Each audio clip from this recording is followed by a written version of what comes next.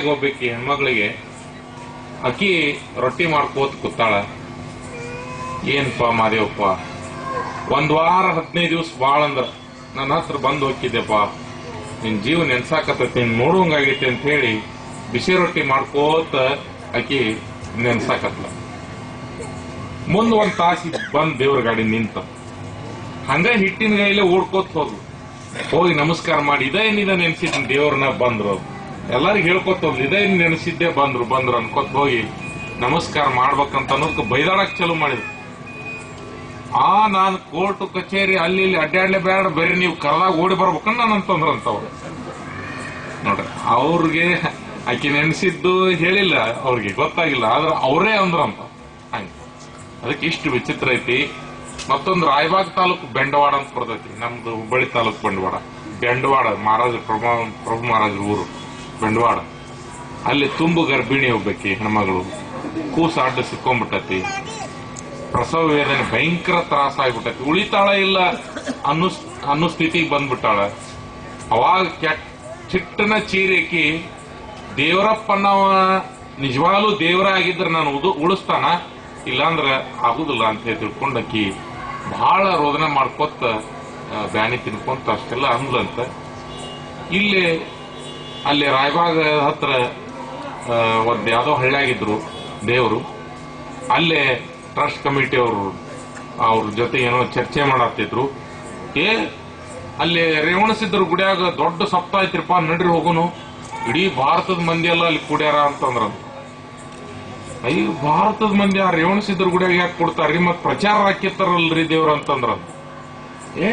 ಹಂಗಲ್ರಿ, ಬಹಳ ದೊಡ್ಡ ಕಾರ್ಯಕ್ರಮ ಐತೆ ಅಲ್ಲಿ, ಹೋಗು ನಡ್ರಿ ಅಂತ ಹೇಳಿ ತಿಳ್ಕೊಂಡು ಆ ಟ್ರಸ್ಟ್ ಕಮಿಟಿ ಅವ್ರನ್ನೆಲ್ಲ ಗಾಡಿಯಾಗ ಹತ್ಕೊಂಡು ಅಲ್ಲಿಗೆ ಬಂದು ಅಲ್ಲಿ ಬರೋದಕ್ಕೆ ಜನ ಕೂಡಿದ್ರು, ಆಕೇನು ಉಳಿದಿಲ್ಲ ಅಂತ ಹೇಳಿ ತಿಳ್ಕೊಂಡು ಅನ್ನೋ ಲೆಕ್ಕಕ್ಕೆ ಎಲ್ಲಾರ ದವಾಖಾನೆ ಇಲ್ಲ ಏನಿಲ್ಲ, ಆ ಸೂಲ್ಗಿತ್ಯಾರ ನಿಂತಿದ್ರು, ಆಕೇನು ಉಳಿತೈತೆ ಇಲ್ಲ, ಕೂಸಾಟ ಸಿಕ್ಕೊಂಡ ಹಿಂಗ ಅವ್ರು ಮಾತಾಡತ್ತಿದ್ರು.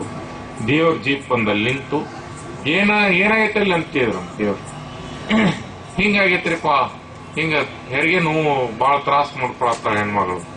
ಹೌದಾ, ನೀರಡಿಕೆ ಆಗಿತ್ತು, ಒಂದ್ಸರಿ ನೀರ್ ತೊಂಬರಿ ಅಂದ್ರಂತ ದೇವ್ರು. ಯಾರೋ ಹೋಗಿ ಒಂದ್ಸರಿ ನೀರ್ ಕೊಟ್ರಂತ, ಒಂದ್ ಸ್ವಲ್ಪ ನೀರ್ ಕುಡಿದು ಕೊಡ್ರಿ ಅಕ್ಕಿಗೆ ನೀರಂತ. ಹೋಗಿ ಅಕ್ಕಿಗೆ 1-2 ಗುಟಕ್ ನೀರ್ ಕುಡಿಸಿರ್ಬೇಕು, ಕೂಸ್ ಹೊರಗೆ ಬಂತ. ಇವ್ರು ಮಾಡ್ಬೇಕಂತ ಘಟನಾ ಅಲ್ಲವು, ಸಹಜವಾಗಿ ಅವೆಲ್ಲ ಘಟನಾ ಜರುಗ್ತಾ ಇತ್ತು ದೇವರ ಸಂದರ್ಭ. ವಿಚಾರ ಮಾಡ್ರಿ, ನಾವು ಅವ್ರ ಮುಂದೆ ನಿಂತವ್, ಯಾರ ಮುಂದ ಸರ್ದ್ ನಿಂತ ನಮ್ಗೊಂದ್ ಕಪಾಳ ಕೊಡೋದ್ರ ನಮ್ ಪೆಟ್ಟ ಹತ್ತತಿ. ಆದ್ರೆ ದೇವರಿಗೆ ಹಿಂಗ ಆರ್ಪಾರ ಹಾಕಿತ್ತಂತ, ಹಿಂಗ ಏನಾದ್ರೂ ಹಿಂಗ್ ಮಾಡಿ. ರಾಮದುರ್ಗ ಗುಡ್ಡದಾಗ ಸುತ್ತಾರ್ಲು ಪೊಲೀಸರು ನಿಂತವ್ರಿಗೆ ಗೋಲಿ ಹೊಡ್ಯಾಕತ್ತಾರ, ಬಂದೂಕ್ ಹೊಡ್ಯಾಕತ್ತಾರ. ಬಂದೂಕಿಗೆ ಒಂದು ಗುಂಡುನು ಕೂಡ ಬಂದವ್ರಿಗೆ ತಾಕ್ಲಿಲ್ಲ. ಅಲ್ಲಿ ರಸ್ತೆ ಮಗ್ಲಕ್ಕೆ ಕಲ್ಲು ಇರ್ತಾವಲ್ಲ, ಗೂಟ್ಗಲ್ಲು, ಅವಕ್ಕೆ ಬೀಳ್ತಿದ್ವು ಅಂತ. ದೇವರಿಗೆ ಒಂದು ಗುಂಡುನು ಕೂಡ ತಾಕ್ಲಿಲ್ಲ. ಅಂದ್ರೆ ನಾವು ಬ್ರಹ್ಮಜ್ಞಾನಿ ಅಂತ ತಿಳ್ಕೊಂಡು ಅಲ್ಲಮ್ಮ ಪ್ರಭುವಿನ ಶರೀರ ಮಾತ್ರ ಹಂಗಾಕಿತ್ತು, ಶೂನ್ಯ ಮಾಡ್ಕೊಂಡಿದ್ದ. ಮತ್ತೆ ಇತಿಹಾಸದಾಗ ನಾ ಯಾರ ಶರೀರ ಬಗ್ಗೆನೂ ಹಂಗ ಓದ್ಲಿಲ್ಲ.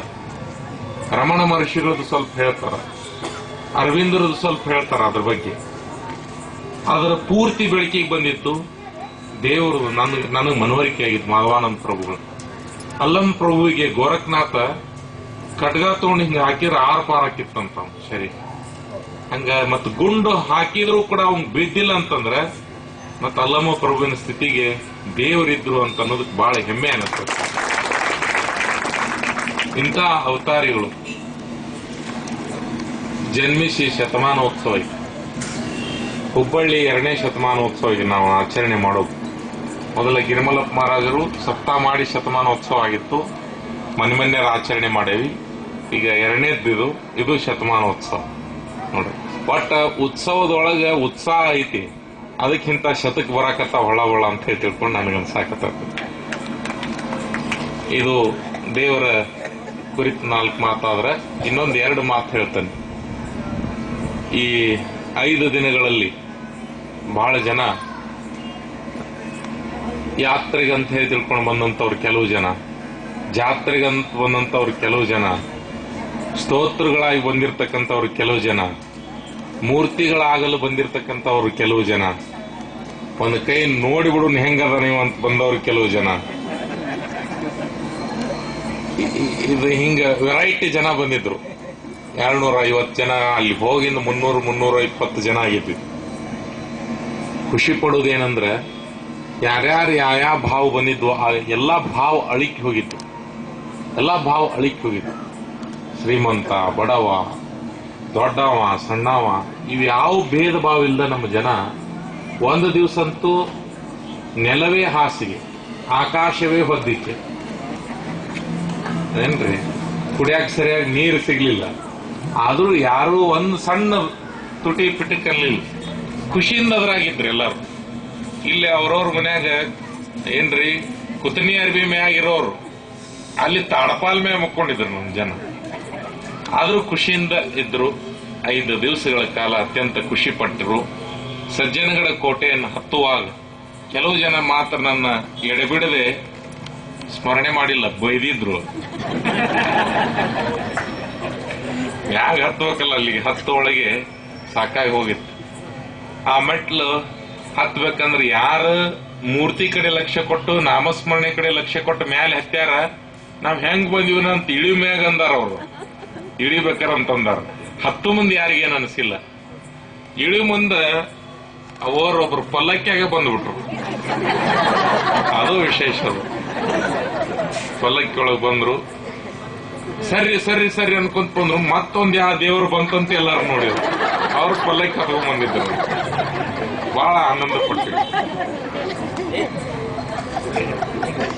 ಕೆಳಗೆ ಬರೋದಕ್ಕ ಅಲ್ಲೇ ಸಿದ್ದರಾಮೇಶ್ವರ ಮಹಾರಾಜರ ಆಶ್ರಮದಾಗ ವ್ಯವಸ್ಥೆ ಮಾಡಿದ್ರು. ನನಗೇನನ್ಕೋ, ಸಿದ್ದರಾಮೇಶ್ವರ ಮಹಾರಾಜರ ಆಶ್ರಮ ಅಂದ್ರೆ ಬಲು ದೊಡ್ಡ ಆಶ್ರಮ ಇರಬೇಕು, ಸಜ್ಜನಗಡದಕ್ಕಿಂತ ಚಲೋ ಇರ್ಬೇಕಲ್ಲಿ ಅಂತ ತಿಳ್ಕೊಂಡು ಬಂದ್ರೆ ಸಣ್ಣದೊಂದು ಆಶ್ರಮ ಅಷ್ಟೇ. ಅಷ್ಟಿದ್ದಾಗ ನಮ್ಗೆ ಯಾರಿಗೂ ಗೊತ್ತಿಲ್ಲ ಅದು ಹೆಂಗೈತಿ ಏನಂತ ಹೇಳಿ ತಿಳ್ಕೊಂಡು ಅಲ್ಲಿ ವ್ಯವಸ್ಥೆ ಮಾಡಿರ್ತಾರೆ ಜನ ಅಂತ ನಮ್ಮ ಮಲ್ಗಾಣ ಮಹಾರಾಜರು ಅವ್ರಿಗೆ ಮೊದಲೇ ಹೇಳಿದ್ರು. ಅಲ್ಲೆಲ್ಲ ನೋಡಿದ್ರ ಕೊನೆಗೆ ನಮ್ಮ ಜನರಿಗೆ ಅಲ್ಲಿ ಅಂದ್ರೆ ಇಷ್ಟು ದಿವಸ ಚಲೋ ಕಡೆ ಇದ್ದು ಒಮ್ಮಕ್ಲೆ ಅಲ್ಲಿ ಹೋದ್ ಹುಟ್ಲೆ ಅಡ್ಜಸ್ಟ್ ಆಗ್ಲಿಲ್ಲ. ಅವ್ರ ಭಾವನ ನೋಡ್ಕೊಂಡು ನಂಗೆ ಅನಸ್ತು, ಇವ್ರು ಇಲ್ಲಿ ಇರೋದು ಬೇಡ, ಮೋರೆ ಮಠಕ್ಕೆ ಕಳ್ಸೋಣಂತ. ಮತ್ ಸಿದ್ದರಾಮೇಶ್ವರ ಮಹಾರಾಜರ ಮಠನ ಮತ್ತೊಂದು ಐತಿ ಮೋರೆದಾಗ. ಅಲ್ಲಿ ಒಂದು 50-60 ಎಕರೆ ಜಮೀನ್ದಾಗ ಮಠ ಕಟ್ಟ್ಯಾರ. ಅಲ್ಲಿ ನಿವಾಂತ ಉಳಿದು ನಾವ ಒಂದು 2-3 ಜೀಪ್ನ್ಯಾರ ಅಲ್ಲಿ ಉಳ್ಕೊಂಡಿದ್ವಿ. ಅಲ್ಲಿಂದ ನಾವು ಮುಂದೆ ಹೋದ್ವಿ. ಮೋರೆ ಮಠದಿಂದ ಎಲ್ಲಾರು ಶಿವತರಗಳಿಗೆ ಹೋಗೋದಿತ್ತು. ಭಲೆ ನಾವು ಇದನ್ನ ಶ್ರಾವಣ ಮಾಸದಾಗ ಹೋಗಿದ್ವಿ ಅಂದ್ರೆ ಬಹಳ ಚಂದ, ನೀವು ಸ್ವರ್ಗ ನೋಡ್ದಂಗೆ ಅನಿಸ್ತಿತ್ತು. ಮಳಿ ಬರ್ಬೇಕಲ್ಲಿ ಹೋದ್ರ ಏನ್ರಿ, ಕೆಟ್ಟ ಬ್ಯಾಸಿಯಾಗಿ ಊಟಿಗೆ ಹೋಗ್ಬೇಕು. ಕೆಲವು ಪ್ರದೇಶಕ್ಕೆ ಎಲ್ಲೆಲ್ಲಿ ಹೆಂಗ್ ಹೋಗ್ಬೇಕು, ಕೆಟ್ಟ ಬಿಸಿಲಿರ್ಬೇಕು. ಇಲ್ಲೆಲ್ಲ ನಾವು ಹೊರಗೆ ಹೋದ್ರೆ ನಮ್ಮ ಮೈ ಮ್ಯಾಗ ಗುಳ್ಳಿ ಹೇಳ್ತಾವು. ಅಂತ ಬಿಸಿಲಿದ್ದಾಗ ಊಟಿಗೆ ಹೋದ್ರ ಅದು ಚಂದ ಅನಿಸ್ತದೆ. ಭಯಂಕರ ಮಳಿ ಹಾಕಿರ್ಬೇಕು, ಜಿಟಿ ಮಳಿ ಹತ್ತಿರ್ಬೇಕು. ಆ ಪ್ರದೇಶಕ್ಕೆ ಹೋದಾಗ ಅದರ ಅನುಭವ ಬರ್ತದೆ. ಅಲ್ಲಿ ಜೋಗಕ್ಕೆ ಯಾವಾಗ ಹೋಗ್ಬೇಕು, ಕೆಟ್ಟ ಬ್ಯಾಸಿಯಾಗಿ ಹೋಗ್ಬೇಕು, ನೀರು ಬೀಳ್ತಿರ್ತದೆ. ಮಳೆಗಾಲ ಇದ್ದಾಗ ಜೋಗಕ್ಕೆ ಹೋಗ್ಬೇಕು, ಅಂದ್ರೆ ಆಯಾ ಸಂದರ್ಭಕ್ಕೆ ಹೋಗ್ಬೇಕು. ಆದ್ರೂ ತಪ್ಪಿ ನಾವು ಈ ಸಂದರ್ಭಕ್ಕೆ ಯಾಕೆ ಇಟ್ಕೊಂಡಿವಿ ಅಂತಂದ್ರೆ ಸಪ್ತಾಹಗಳೆಲ್ಲ ಆಲ್ಮೋಸ್ಟ್ ಆಲ್ ಮುಗ್ದಾವ್. ಸ್ವಲ್ಪ ಜನರಿಗೆ ಬಿಡುವು ಇರ್ತೈತೆ ಅಂತ ಹೇಳಿ ಆಮ್ಯಾಗ ಮೂರ್ತಿನೂ ಸ್ವಲ್ಪ ಮಾಡೋದು ಲೇಟ್ ಆಗ್ತಾವ್. ಮತ್ ನೀವು ದೇಣಿಗೆ ಕೊಡೋದನು ಒಂದಿಟ್ಟು ಲೇಟ್ ಆಯ್ತು. ದಾಸೋದು ಈ ಲೇಟ್ ಆಗಿದ್ದಕ್ಕ ನೀವು ಏನೇನು ಎಷ್ಟೆಷ್ಟು ಬೇಕಲ್ಲ ಅಷ್ಟಷ್ಟ ಸಿಕ್ಕತ್ತವ. ಮುಂದಿನ ಸಲ ಶ್ರಾವಣ ಮಾಸದಾಗ ಹೋಗೋದಂತ ನಾವೆಲ್ಲ ತೀರ್ಮಾನ ಮಾಡೇವಿ. ಸಜ್ಜನಗಡ ಶಿವತರಗಡ ಎರಡೇ ನೋಡೋದು ಪ್ಲೇಸ್. ಇಲ್ಲಿಂದ ಸಜ್ಜನಗಡಕ್ಕೆ ಹೋಗೋದು, ಮ್ಯಾಗ್ಕೋಟ್ ಅಲ್ಲೇ ವಸ್ತಿ ಹೊಡೆಯುವುದು. ಆ ನಂತರ ಶಿವತರಗಡ ಮುಂಜಾನೆ ಹೋಗಿ ಸಾಯಂಕಾಲ ನೋಡ್ಕೊಂಡು ಮತ್ತೆ ಹೊಳ್ಳಿ ಸಜ್ಜನಗಡಕ್ಕೆ ಬರೋದು ವಸ್ತಿ. ಮಾರನೇ ದಿವಸ ಈ ಕಡೆ ಬಂದ್ಬಿಡೋದು. ಎರಡೇ ದಿವಸದ ಪ್ರವಾಸ ಆಗ್ತದೆ. ಅದು ನಿಜವಾದ ಸ್ವರ್ಗಕ್ಕೆ ಹೋಗಿ ಬಂದಂಗೆ ಅನಿಸ್ತದೆ. ನಾನು ನಿಮ್ಮಲ್ಲಿ ವಿನಂತಿ ಮಾಡ್ಕೊಳ್ಳೋದು ಏನಂತಂದ್ರೆ, ಯಾವಾಗ ನಿಮಗೆ ಬಿಡುವು ಸಿಗ್ತದೆ, ಒಂದ್ 4 ದಿವಸ ನೀವು ಫ್ರೀ ಅದೀರಿ ಅಂತ ಅನ್ಸಿದ್ರೆ ಒಂದು ವೆಹಿಕಲ್ ಮಾಡ್ಕೊರಿ, ಸೀದಾ ಶಿವತರಗಳಿಗೆ ಹೋಗ್ಬಿಡ್ರಿ. ಎಲ್ಲಾನು ಅಲ್ಲಿ ವ್ಯವಸ್ಥೆ ಮಾಡ್ತಾರೆ. ಬಹಳ ಅದ್ಭುತವಾಗಿರ್ತಕ್ಕಂಥ ಸ್ಥಳ ಅದು. ದಾಸಬೋಧ ಹುಟ್ಟಿರ್ತಕ್ಕಂಥ ಸ್ಥಳ ಏನ್ರಿ. ಆ ಗವ್ಯಾಗ ಕೂತ್ರ ಯಾಕಪ್ಪ ಹೊರಗೆ ಬರ್ಬೇಕು ನಾವು ಅಂತ ಅನಿಸ್ತದೆ. ಅಂತ ಒಂದು ಸ್ಥಳ. ಅಲ್ಲಿಂದ ಪುಣಾಕ್ ಹೋದ್ವಿ. ಪುಣಾದಾಗ ವಸ್ತಿ ಇದ್ವಿ. ಫಸ್ಟ್ಗೆ ದೇವಕ್ಕೆ ಹೋಗ್ಬೇಕಂತ ಹೇಳಿ ನಾವು ರೂಟ್ ಮ್ಯಾಪ್ನ್ಯಾಗ ಬರ್ಕೊಂಡಿದ್ವಿ. ದೇವಕ್ಕೆ ಹೋಗ್ಬೇಕಂತ. ಅದಲ್ಲಿ ಸಾಧ್ಯ ಆಗ್ಲಿಲ್ಲ. ಆಳಂದಿಗೆ ಹೋದ್ವಿ ನಾವು. ಅದ್ ಯಾಕೆ ಹೋದ್ವಿ ಏನಕ್ಕಂತ ತಿಳ್ಕೊಂಡು ಕೊನೆಗೆ ಗೊತ್ತಾತ್ ನನ್ಗೆ. ಜ್ಞಾನದೇವ್ ತುಕಾರಾಮ್ ತುಕಾರಾಮ್ ತುಕಾರಾಮ್ ಅಂತ ಫಸ್ಟ್ ಯಾರು ನೆನೆಸ್ತೇವಿ, ಆ ನಂತರ ಅಂದ್ರೆ ಅದಕ್ಕೆ ಫಸ್ಟ್ ನಾವು ಆಳಂದಿಗೆ ಹೋದ್ವಿ, ಆ ನಂತರ ದೇವಹೂಕ್ ಹೋದ್ವಿ ಅಂತ ನಾವು ನೆನೆಸ್ಕೊಂಡಿದ್ರ ಆಧಾರದ ಮೇಲೆ ಅದು ನಡೆಯುತ್ತೆ. ಅಂದ್ರೆ ನಾವೇನ್ ಇಚ್ಛೆ ಮಾಡ್ತೇವಿ ಆ ಘಟನಾನು ಹಂಗ ನಡೀತಿರ್ತಾವ. ಜ್ಞಾನದೇವ್ ತುಕಾರಾಮ್, ಜ್ಞಾನದೇವನ ಹತ್ರ ಮೊದ್ಲು ಹೋಗ್ಬೇಕು. ಅಲ್ಲಿ ಅವ್ರು ಯಾವಾಗ ಶರೀರ ತ್ಯಾಗ ಮಾಡ್ಯಾರ, ಯಾವಾಗ ಜೀವಂತ ಸಮಾಧಿ ಆಗ್ಯಾರ, ಅಲ್ಲಿಂದ ಇಲ್ಲಿ ಮಠನೂ ಕೂಡ ನಾಮಸ್ಮರಣೆ ಭಜನ್ ನಡೆದ. ಸಿದ್ಧಾರೂಢ ಮಠದಾಗ ಸಿದ್ಧಾರೂಢರು ಯಾವಾಗ ದೇಹ ಬಿಟ್ಟರು, ಅಲ್ಲಿಂದ ಇಲ್ಲಿ ಮಠ ಹೆಂಗ್ ಭಜನ್ ನಡೆದತ್ತೋ ಹಂಗ ಆಳಂದಿ ಒಳಗ ಅಲ್ಲಿಂದ ಇಲ್ಲಿ ಮಠನೂ ಕೂಡ ಭಜನ್ ನಡೆದಿತ್ತು. ನೋಡ್ರಿ ಅಷ್ಟು 3-4 ಶತಮಾನಗಳ ಕಾಲ ಆ ಭಜನೆ ಹಂಗ ನಿರಂತರವಾಗಿ ನಡೆದಂತ ಸ್ಥಳ. ಹೆಚ್ಚು ವೈಬ್ರೇಷನ್ ಇರ್ತವ ಅಲ್ಲಿ. ಸಾಧನ ಮಾಡೋರಿಗೆ ಗೊತ್ತಾಗ್ತದೆ. ಆ ದೇವಸ್ಥಾನದೊಳಗೆ ಒಳಗೆ ಪ್ರವೇಶ ಮಾಡಿದ ತಕ್ಷಣ ಅಂತ ಅನಿಸ್ತದೆ. ದೇವಸ್ಥಾನದ ಮೇಲೆ ಮತ್ತೊಂದು ಪಕ್ಕದೊಳಗೆ ಜ್ಞಾನೇಶ್ವರಿಯನ್ನು ಸದಾವಕಾಲ ಓದ್ತಾ ಇರ್ತಾರೆ. ಸದಾವಕಾಲ ಓದು. ನಾವು ದಾಸಬೋಧ ಈಗ ಕಾರ್ಯಕ್ರಮ ಇದ್ದಾಗ ಅಥವಾ 4-10 ದಿನಕ್ಕೆ ನಾವು ಓದ್ತೇವೆ. ಅಲ್ಲಿ ಮಾತ್ರ ಆಳಂದಿ ಒಳಗೆ ಮಾತ್ರ ನಿರಂತರವಾಗಿ ಆಗಿನ ಕಾಲದಿಂದ ಇವತ್ತಿನವರೆಗೂ ನಿರಂತರವಾಗಿ ಜ್ಞಾನೇಶ್ವರಿಯನ್ನು ಪಠನೆ ಮಾಡ್ತಿರ್ತಾರೆ. ಸುಮ್ಮನೆ ಹೋದವ್ರ ಪ್ರವಾಸಿಗರು ಒಂದು ಇಟ್ಕೊಂಡ್ರದು ಕೇಳೋದು ಬರ್ತಾ ಇರ್ತಾರೆ. ಹಿಂಗ್ ಯಾಕೆ ನಿರಂತರ ಓದ್ತೀರಿ ಅಂತ ಹೇಳಿ ಪ್ರಶ್ನೆ ಮಾಡಿದ್ರೆ, ಯಾರ ಅಕಸ್ಮಾತ್ ಬಂದ್ ಕೇಳುವಾಗ ಒಂದು ಶಬ್ದ ಅವಂಗ ಅರ್ಥ ಆದ್ರೆ ಸಾಕು, ಜ್ಞಾನೇಶ್ವರಿ ಓದಿದ್ದಕ್ಕೂ ಸಾರ್ಥಕತೆ ಅಂತ ಹೇಳಿ ತಿಳ್ಕೊಂಡು ಹೇಳ್ತಾರೆ. ಒಂದು ಶಬ್ದ. ಈ ಯಾತ್ರ ಇದನ್ನೆಲ್ಲ ಎದಕ್ ಮಾಡ್ಬೇಕಂತಂದ್ರ, ಯಾವುದೋ ಒಂದು ಊರಾಗ ಯಾವುದೋ ಒಂದು ಘಟನಾ, ಯಾರೋ ಒಬ್ರ ಮಾತು ನಮ್ಮ ಬದುಕನ್ನ ಬದಲಾವಣೆ ಮಾಡಿದ್ರೆ ಸಾಕಲ್ಲೇನು. ಅದಕ್ಕೊಂದು ಇದೊಂದು ಯಾತ್ರಾ ಮಾಡಿರ್ತಕ್ಕಂಥದ್ದು. ಅಲ್ಲಿಂದ ನಾವು ಮತ್ತೆ ಕೊಲ್ಲಾಪುರಕ್ಕೆ ಬಂದು ನಮ್ಮ ಮೂಲ ಮಠ ಸಿದ್ದಗಿರಿ ಮಠದೊಳಗೆ ನೋಡ್ಕೊಂಡು ಅಲ್ಲಿ ನಾವು ವಿಶೇಷನ ಸಿದ್ದರಾಮೇಶ್ವರ ಮಹಾರಾಜನ ಸಪ್ತಾಹ ಇವತ್ತು. ಬಾಬಾಸಾಹೇಬ್ ಮಹಾರಾಜರ ಶಿಷ್ಯರು ಸಿದ್ದರಾಮೇಶ್ವರ ಮಹಾರಾಜರು, ಅವ್ರ ಸಪ್ತಾಹ ಅದನ್ನು ಮುಗಿಸ್ಕೊಂಡು ಪುನಃ ನಾವು ತೇಗೂರು ಗ್ರಾಮಕ್ಕೆ ಬಂದ್ವಿ. ಕಲ್ಮೇಶ್ವರ ಮಹಾರಾಜರು ಶರೀರವನ್ನ ಅಲ್ಲಿ ಕೊನೆ ಸಲ ಊರ್ಜಿತಗೊಳಿಸಿರ್ತಕ್ಕಂಥ ಸ್ಥಳ. ಅಲ್ಲಿ ಮಠ ಸ್ಥಾಪನೆ ಮಾಡೋದಕ್ಕೆ ಎಲ್ಲರೂ ಕೂಡ ಅಲ್ಲಿ ಮುತುವರ್ಜಿ ವಹಿಸಿ ಬಹಳ ದೊಡ್ಡ ಪ್ರಮಾಣ, ನೀವು ಹುಬ್ಬಳ್ಳಿಯವ್ರು ಹೆಂಗ್ ಮಾಡಿರಿ ಹಾಗೆ ಮಾಡಿದ್ರು. ಅವರು ಕೂಡ ಕಾರ್ಯಕ್ರಮ ಪ್ರಸಾದ ವ್ಯವಸ್ಥೆ ಮಾಡಿದ್ರು. ಮತ್ತೆ ಇಲ್ಲೆಲ್ಲ ಬಂದು ಮೆರವಣಿಗೆ ಮಾಡಿಕೊಂಡು ಈ ಧರ್ಮಯಾತ್ರೆಯ ಮುಕ್ತಾಯ ಸಮಾರಂಭ, ಜೊತೆಗೆ ಮಾಧವಾನಂದ ಪ್ರಭುಗಳ ಜನ್ಮ ಶತಮಾನೋತ್ಸವದ ಅಂಗವಾಗಿ ಈ ಕಾರ್ಯಕ್ರಮವನ್ನು ಹಮ್ಮಿಕೊಂಡಿದ್ದು, ಧರ್ಮಯಾತ್ರೆಯಲ್ಲಿ ಪಾಲ್ಗೊಂಡಿರ್ತಕ್ಕಂಥ ಎಲ್ಲಾ ಶರಣರಿಗೆ, ಎಲ್ಲಾ ಸಂತರಿಗೆ ಸಾಷ್ಟಾಂಗ ಪ್ರಣಾಮಗಳನ್ನು ಹಾಕ್ತಾ, ಜೊತೆಗೆ ಏನಾದ್ರೂ ಸಣ್ಣ ಪುಟ್ಟ ಯಾತ್ರೆ ಅಂದ ಮೇಲೆ ಒಂದ್ ಸಣ್ಣ ಏನಾದ್ರೂ ಘಟನಾ ನಡೀತಿರ್ತಾವ, ಯಾರಿಗೂ ಹೆಚ್ಚು ಕಡಿಮೆ ಆಗ್ತಿರ್ತದ. ಅದನ್ನ ಯಾವುದನ್ನೂ ಕೂಡ ಮನಸ್ಸಿನಾಗ ಇಟ್ಕೋಬೇಡ. ಚಲೋದಾಗಿದ್ದನ್ನ ನೆನಪಿಟ್ಕೋರಿ, ಕೆಟ್ಟಾಗಿದ್ದನ್ನ ಬಿಟ್ಬಿಡ್ರಿ. ಯಾಕಂತಂದ್ರ ನಾವು ಯಾರಿಗೂ ಉಪಕಾರ ಮಾಡ್ತೇವೆ ಅದನ್ನ ನೆನಪಿಡಬಾರ್ದು ಯಾವಾಗ್ಲೂ. ನಾವು ಅವಂಗ ಉಪಕಾರ ಮಾಡೀನಿ, ಅವಂಗ ಉಪಕಾರ ಇದು ನೆನಪು ಉಳಿತಂದ್ರೆ ನಮ್ಗೆ ದುಃಖ ಆಕತಿ ಏನ್ರಿ. ನಮಗ್ ಯಾರು ಅಪಕಾರ ಮಾಡ್ತಾರ ಅದನ್ನೂ ನೆನಪು ಇಟ್ಕೋಬಾರ್ದು. ನಾವು ನಮ್ಗೆ ಯಾರು ದ್ರೋಹ ಮಾಡಿದ್ರು, ಅಪಕಾರ ಮಾಡಿದ್ರು, ನಮ್ಮ ಮೇಲೆ ದಾಳಿ ಮಾಡಿದ್ರು ಅದನ್ನೂ ನೆನಪಿಡಬಾರದು. ನಾವು ಯಾರಿಗಾರು ಉಪಕಾರ ಮಾಡಿದ್ದು ಅದನ್ನೂ ನೆನಪಿಡಬಾರ್ದು. ಆದ್ರೆ ನಾವು ಉಲ್ಟಾದೆ, ನಾವ್ ಯಾರಿಗಾರು ಏನಾರ ಅಪಕಾರ ಮಾಡಿದ್ರೆ ಅದನ್ನ ನೆನಪು ಹಾರ್ತೇವೆ. ನಾವು ಅಪಕಾರ ಮಾಡಿದ್ ನೆನಪು ಹಾರ್ತೇವೆ, ಅದನ್ನ ನೆನಪು ಹಾರದಲ್ಲದು. ಮುಂದೆ ಹಿಂಗ್ ಮಾಡಬಾರ್ದು ಅಂತ ಹೇಳ್ತಿರ್ತಾರೆ. ಆದ್ರೆ ಖುಷಿ ಪಡುವುದು ಏನಂದ್ರೆ, ಎಲ್ಲರೂ ಸಮಚಿತ್ತರಾಗಿ ಯಾತ್ರೆ ಮಾಡಿದ್ವಿ ಅಂತ ಹೇಳಿ ತಿಳ್ಕೊಂಡು ಸುರಕ್ಷಿತವಾಗಿ ನಾವೆಲ್ಲ ಬಂದದಿಲ್ಲ, ತಲುಪಿ ಯಾವುದೂ ಕೂಡ ಹೆಚ್ಚು ಕಡಿಮೆ ಆಗ್ಲಿಲ್ಲ. ಗುರುವಿನ ಕೆಲಸ ಐತಿ, ಯಾರೋ ಮನುಷ್ಯರ ಕೆಲಸ ಆಗಿತ್ತಂದ್ರೆ ಏನ್ರ ಕಿತ್ತ ಏನು ಯಾರಿಗೂ. ಅದ್ರ ಗುರುವಿನ ಕೆಲಸಕ್ಕೆ ನಾವೆಲ್ಲ ಹೋಗಿ ಬಂದ್ವಿ. ದಾಸಬೋಧವನ್ನ ನೋಡ್ರಿ, ನಾವು ಒಂದ ಮಾತು ನಾನು ಕೇಳಿದ್ದವ್, ಬರ್ರಿಯಪ್ಪ ಅಂತ ಹೇಳಿ ಪ್ರಭು ಮಹಾರಾಜರಲ್ಲಿ ಬಂದು, ಜೊತೆಗೆ ಟ್ರಸ್ಟ್ ಕಮಿಟಿಯ ಅಧ್ಯಕ್ಷರಾಗಿರ್ತಕ್ಕಂಥ ಶಿವಲಿಂಗಪ್ಪಣ್ಣ ಮುಷಿ, ಧರ್ಮದರ್ಶಿಗಳಾಗಿರ್ತಕ್ಕಂಥ ಪಾರಿಶಪ್ಪ ಗುರ್ಲಾಪುರ್ ನಮ್ಮ ಜೊತೆಗೆ ಬಂದು ಸಾತಾರದಾಗೂ ಉಳ್ಕೊಂಡ್ರು. ಆ ನಂತರ ಶಿವತರಗಳಕ್ಕೂ ಕೂಡ ಬಂದ್ರು, ಮುತುವರ್ಜಿ ವಹಿಸಿ ಈ ಗ್ರಂಥವನ್ನು ಬಿಡುಗಡೆ ಮಾಡಿದ್ರು. ಮತ್ತು ಬಣಿವೆ ವೆಂಕಣ್ಣ ಸಾವ್ಕಾರು ನಾಯ್ಕರ್ ಅವರು ಕೂಡ ಮದತ್ ಮಾಡಿದ್ರು. ಉಳಿದವರಂತೂ ಹಿರಿಯರು ಇದ್ದೇ ಇರ್ತಾರೆ. ಬಹಳಷ್ಟು ಜನ ತಾವು ಮುತುವರ್ಜಿ ವಹಿಸಿ ಇದೊಂದು ಧರ್ಮಯಾತ್ರೆ ಮಾಡಿದ್ರಿ. ಪ್ರತಿ ವರ್ಷ ಯಾವುದೋ ಒಂದು ಕಡೆ ಇಂಥ ಯಾತ್ರೆಗಳನ್ನ ನಾವು ಮಾಡಿಕೊಂಡು, ಅಂದ್ರೆ ನಾವು ಗಟ್ಟಿ ಆಗ್ಬೇಕಂತ ಹೇಳಿ ಯಾತ್ರೆ ಮಾಡೋಣ ಅಂತ ಹೇಳಿ ತಿಳ್ಕೊಂಡು ಹೇಳ್ತಾ, ಹುಬ್ಬಳ್ಳಿಯಲ್ಲಿ ಒಂಟಿ ಸಲಗ ಅಂತ ಹೇಳಿ ಅಂದೆ ನಾನು. ಪಂಚಿಗೇರಿ ಗೌಡ್ರಿಗೆ. ನಾವೆಲ್ಲ ಅಲ್ಲಿದವಿ, ಅವ್ರೊಬ್ಬರ ಅದಾರ ಇಲ್ಲಿ ಒಂಟಿ ಸಲ. ಇದನ್ನೆಲ್ಲ ರೆಡಿ ಮಾಡಿದ್ರು. ನಾವು ಒಂದು 10-12 ಹುಡುಗರನ್ನ ಕಳಿಸ್ಬೇಕಂತ ಹೇಳ್ಕೊಂಡು ಗಾಡಿ ಕಳಿಸ್ಕೊಟ್ಬಿಟ್ಟೇವೆ ಆಲ್ರೆಡಿ. ಅವ್ರು ಫೋನ್ ಮಾಡಿದ್ರು, ಯಾರು ಬರೋ ಜರೂರತ್ ಇಲ್ರಪ್ಪ, ಯಾತ್ರ ಸರಿಯಾಗಿ ನೀವ ಮಾಡ್ಕೊಂಬರ್ರಿ, ನಾ ಇಲ್ಲೆಲ್ಲ ವ್ಯವಸ್ಥೆ ಮಾಡ್ತೇನೆ ಅಂತ.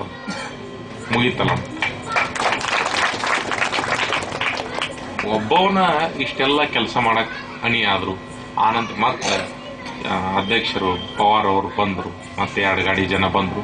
ಏನೇನು ಕಡಿಮೆ ಆಗಿತ್ತು ಅದನ್ನೆಲ್ಲ ಅವ್ರು ಮುತುವರ್ಜಿ ವಹಿಸಿ ಮಾಡಿದ್ರು. ಅದಕ್ಕೆ ಮತ್ತೊಮ್ಮೆ ಮಗದೊಮ್ಮೆ ಯಾರು ಬಿಟ್ಟಿರಲ್ಲ, ಬರೋದು ಬಿಟ್ಟಿರಲ್ಲ, ಅವ್ರಿಗೆ ಸ್ವಲ್ಪ ಸಂಕಟ ಆಗ್ಲಿ ಅಂತ ಹೆಚ್ಚು ಹೇಳಿನಿ.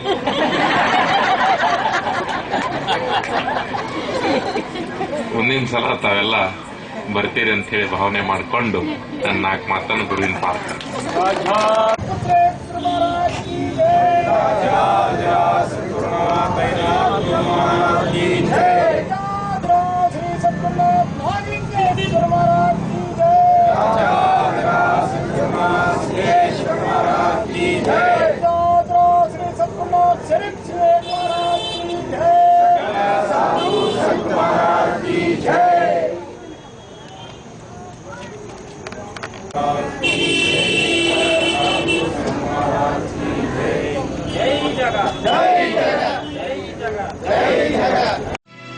ರಂಗಾ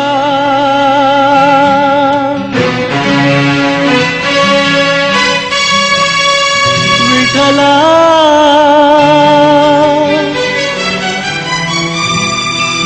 ರಂಗಾ ಪಾಂಡುರಂಗ ಎಲ್ಲಿ ಮರೆಯಾದೆ ಪಾಂಡುರಂಗ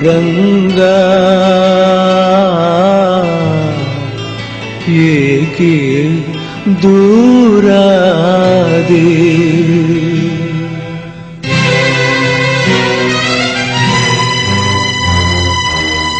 ಎಲ್ಲಿ ಮರೆಯಾದೆ ವಿಠಲ ಏಕೆ ದೂರಾದೆ ರಂಗ ಏಕೆ ದೂರಾದೆ ಎಲ್ಲಿ ಮರೆಯಾದೆ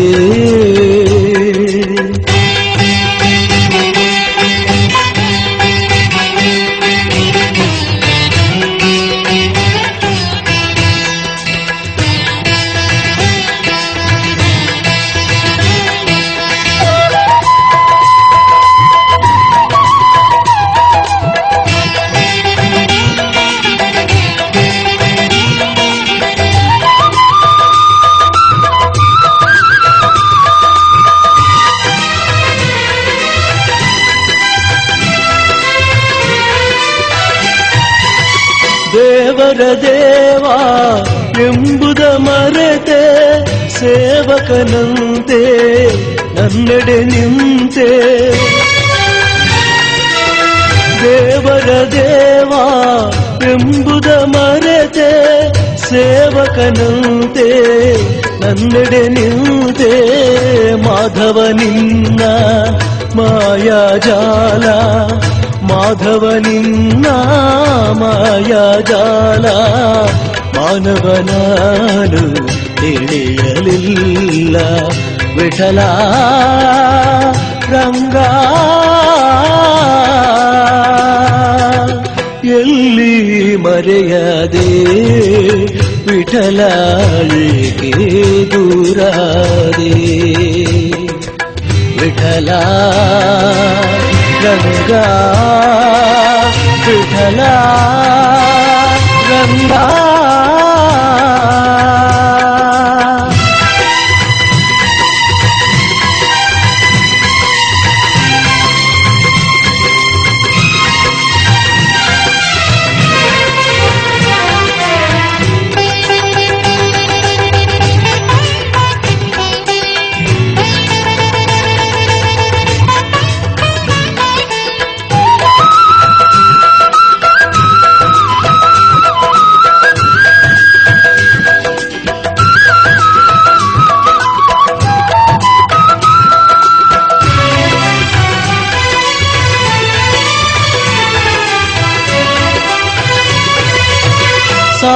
ಸಾಧಿಸಿ ಹರಿಯ ಪ್ರೀತಿಯ ಒಲವು ಪೂಜಿಸಿದಂಥ ಪೂಜ್ಯರು ನೀವು. ಸಾಧಿಸಿ ಹರಿಯ ಪ್ರೀತಿಯ ಒಲವು ಪೂಜಿಸಿದಂಥ ಪೂಜ್ಯರು ನೀವು. ಬಲ್ಲಿರಿ ಅವನ ಅಂತರಂಗ, ಬಲ್ಲಿರಿ ಅವನ ಅಂತರಂಗ. ಎಲ್ಲಿಹ ಹೇಳಿ ಪಾಂಡುರಂಗ ವಿಠಲ ರಂಗ. ಎಲ್ಲಿ ಮರೆಯದೆ ವಿಠಲ ಏಕೆ ದೂರಾದೆ. ವಿಠಲ ರಂಗ ವಿಠಲ ರಂಗ.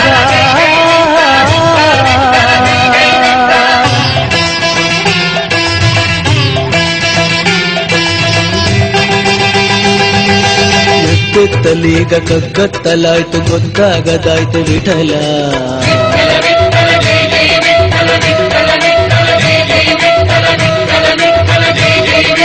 ಮುತ್ತಂತ ನಿಂದ ಕೈ ತುತ್ತ ತಿಂದು ಹೊತ್ತಾಯ್ತು ಬಾರು ವಿಠಲ.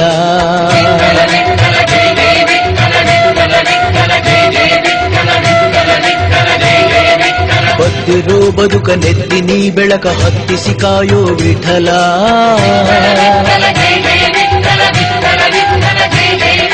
ಮುತ್ತವಳಂತೆ ನೀನೆತ್ತಿಕೊಂಡು ನನ್ನತ್ತ ನೋಡೋ ವಿಠಲ.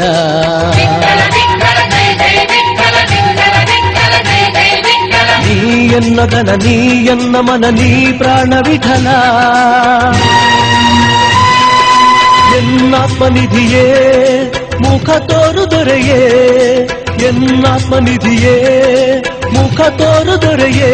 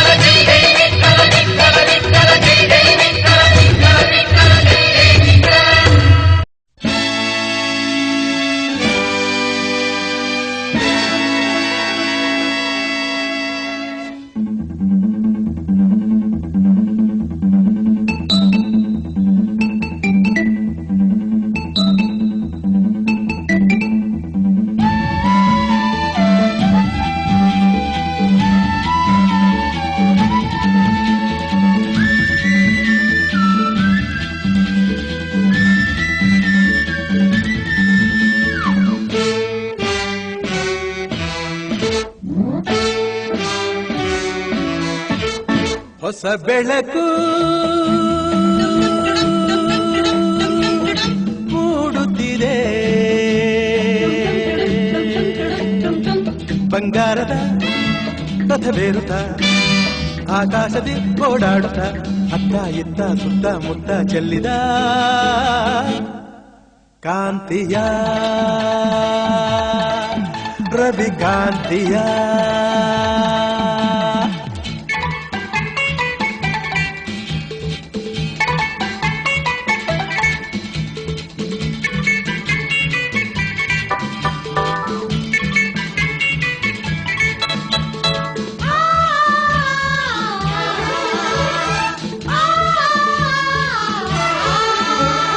ಹಳ್ಳಿಯಲ್ಲಿ ಮೊಗ್ಗು ಹಿಗ್ಗಿ ನಗುತ್ತಲಿದೆ, ತಣ್ಣನ ಗಾಳಿ ಪರಿಮಳ ಹಿರಿ ಅಲ್ಲಿ ಇಲ್ಲಿ ಹೂವ ಕಂಪ ಹರಡುತ್ತಲಿದೆ. ಹಳ್ಳಿಯಲ್ಲಿ ಮೊಗ್ಗು ಹಿಗ್ಗಿ ನಗುತ್ತಲಿದೆ, ತಣ್ಣನೆ ಗಾಳಿ ಪರಿಮಳ ಹಿರಿ ಅಲ್ಲಿ ಇಲ್ಲಿ ಹೂವ ಕಂಪ ಹರಡುತ್ತಲಿದೆ. ಅಕ್ಕಿ ಮುಗಿಲನ್ನು ನೋಡಿ ಬೆಳಕು ಬಂತೆಂದು ಹಾಡಿ, ಅಕ್ಕಿ ಮುಗಿಲನ್ನು ನೋಡಿ ಬೆಳಕು ಬಂತೆಂದು ಹಾಡು.